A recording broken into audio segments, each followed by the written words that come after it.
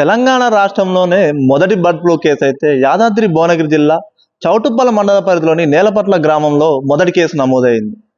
దాదాపు కేసు నమోదై నెల రోజుల క్రమంలో ఇప్పుడిప్పుడే బర్డ్ ఫ్లూ గురించి అయితే జిల్లా వ్యాప్తంగా ఇప్పుడే కోలుకున్న సమయంలో మళ్ళొక్కసారి బర్డ్ ఫ్లూ కలకలం రేపిందనేది చెప్పుకోవచ్చు. అది ఎక్కడో కాదు, చిట్టాల మండల పరిధిలోని గుండ్రాంపల్లి గ్రామం చెందిన ఒకటి కాదు రెండు కాదు 2 లక్షల కోళ్లు దాదాపు బర్డ్ ఫ్లూ నిర్ధారణ చేశారు ఈ యొక్క పశు వైద్య నిపుణులు అయితే. దీనితో పాటు భూదాన్ పోచంపల్లి మండల పరిధిలోని దోతిగూడెంలో 500 కోళ్లకి బర్డ్ ఫ్లూ సోకిందని నిర్ధారించారు. ఈ నేపథ్యంలో నల్గొండ జిల్లా పశు అధికారులు అయితే అక్కడ కోళ్ల ఫారంలో నిమగ్నమై పీపీ కిట్లు ధరించి ఏదైతే ఫామ్లో ఈ యొక్క కోళ్లకు బర్డ్ ఫ్లూ సోకిందో అక్కడ వాళ్ళ సిబ్బందితో అక్కడ జేసీబీ సహాయంతో పూడిక తీయించి ఆ యొక్క 2 లక్షల కోళ్లని అక్కడ పూడ్చి ప్రయత్నం అయితే చేస్తున్నారు. ఏదేమైనప్పటికీ నెల రోజుల క్రమంలోనే ఈ యొక్క మొదటి కేసు నల్గొండ జిల్లాలోనే, అదేవిధంగా ఇప్పుడు 2 లక్షల కోళ్లు బర్డ్ ఫ్లూ సోకిందని వస్తే ఒక్కసారిగా జిల్లా వ్యాప్తంగా అయితే హడలెత్తిపోయిందనే చెప్పుకోవచ్చు. ఇలా పదే పదే నల్గొండ జిల్లాలో ఎందుకు అవుతుందనేది సామాన్యులకు అంతజిక్కిన ప్రశ్నగా మిగిలిపోయింది. ఏదేమైనటికీ ఈ 2 లక్షల కోళ్లు ఈ యొక్క ఇతర కోళ్ల ఫామ్కు వ్యాపించకుండా ఆ యొక్క చుట్టుపక్కల పరిసర ప్రాంతాలు అయితే రెడ్ జోన్గా ప్రకటించారు. ఈ యొక్క కోళ్ల ఫారంలకు అయితే అప్రమత్తంగా ఉండాలి అని సూచించారు. ఈ యొక్క కోళ్ల ఫారంలో పనిచేసేటువంటి సిబ్బందిని అయితే బయటికి తోలి వాళ్ళే పీపీ కిట్లు ధరించి ఈ యొక్క కోళ్ల ఫారంలో ఉన్నటువంటి కోళ్లను అయితే జేసీబీ సాయంతో పూడుస్తున్నారు. గత నెలలో నేలపట్ల గ్రామంలో ఏదైతే మొదటి కేసు నమోదు కావడంతో జిల్లా వ్యాప్తంగా దాదాపు ఇతర జిల్లాల్లో గిట మాంసం విక్రయించే వ్యాపారవేత్తలు అయితే అదేవిధంగా పౌల్ట్రీ రైతులు చాలా లాసులో ఉన్నామనే క్రమంలో ఇప్పుడిప్పుడే కోలుకునే సమయంలో మళ్ళొక్కసారి 2 లక్షల కోళ్లకు బర్డ్ ఫ్లూ సోకిందని నిర్ధారణ కావడంతో ఒక్కసారిగా బెంబేలెత్తిపోతున్నదే చెప్పుకోవచ్చు.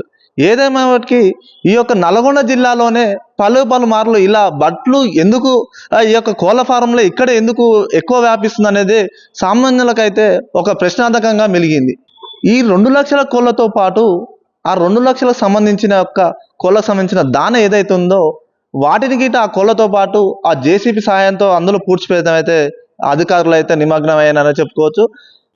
బర్డ్ ఫ్లూ గురించి పశు వైద్యులు చెప్తున్నది ఏంటంటే ఇది ఎక్కువగా పరిశుభ్రమైన పౌల్ట్రీ ఫామ్ లేకపోవడం వలన, అదేవిధంగా ఏదైతే బర్డ్ ఫ్లూ సోకిన కోళ్ళు ఎమ్మటే వాటిని తీసేసి ఇతర ప్రాంతాల్లో గుంట తీసి పాతిపెట్టడం వల్ల ఇతర కోళ్ళకు రాకుండా ఉండవచ్చు. ఏదైతే మొదటగా బర్డ్ ఫ్లూ సోకిన కోళ్ళు అయితే నీరసించడం, అదేవిధంగా రెక్కలు ఊడిపోవడం, వాటి తల ఉబ్బడం వంటి లక్షణాలు కనిపిస్తాయని చెప్తున్నారు.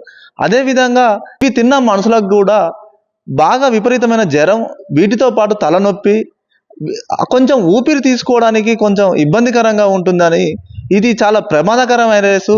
దీన్ని తక్షణమే ఏదైతే మొదటగా కోళ్ళు చనిపోతున్నప్పుడే వాటి యొక్క టెస్టుని ల్యాబ్ పంపించి వ్యాధి నిర్ధారణ చేసుకుంటే కొంతవరకు నష్టపరిహారం ఉండదు, వీటి నుంచి బర్డ్ ఫ్లూ బారిన పడకుండా ఉండొచ్చు అని పశు వైద్యులు అయితే చెప్తారు. ఏదేమైనా మొదటి కేసు తెలంగాణలో నేలపట్ల అయింది. తిరిగి అదే చిట్టాల మండలం గుండ్రాంపల్లి గ్రామం పక్కన ఉన్నటువంటి ఏదైతే కోళ్ల ఫామ్ ఉందో 2 లక్షల కోళ్ళు బర్డ్ ఫ్లూ రావడంతో నల్గొండ జిల్లాలో మొత్తానికి ఎటువంటి బర్డ్ ఫ్లూ గురించి అవగాహన కల్పిస్తారు, చికెన్ పై ఆంక్షలు విధిస్తారు, విక్రయాలపైన ఎటువంటి చర్యలు తీసుకోబోతున్నారు అనేది పశు వైద్యులు అయితే అధికారులు అయితే ఇంకా తెలియజేయలేరు.